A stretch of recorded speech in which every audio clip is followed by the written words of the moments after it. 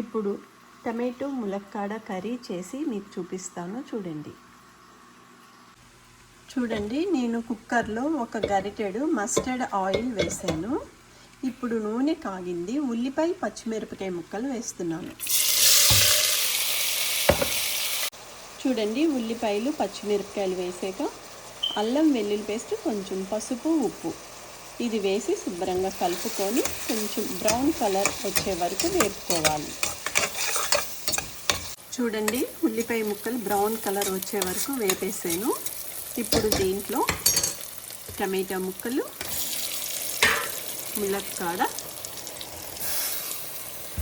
శుభ్రంగా ఒకసారి కలిపేసుకోవాలి. కలుపుకున్నాక ఒక 5-10 నిమిషాలు అట్లానే మగ్గనివ్వాలి. ఇప్పుడు ఒక 5 మినిట్స్ ఇట్లానే మగ్గనివ్వాలి. మూత తీసి ములక్కాడ టమాటా కూర ఎలా అయిందో చూడండి. ఒక్క చుక్క నీళ్ళు వేయకుండా ములక్కాడలన్నీ మగ్గిపోయాయి. ఇప్పుడు దీంట్లో కొంచెం కొత్తిమీర అలా ఇలా కలిపేస్తే ములక్కాడ టమాటా కూర రెడీ.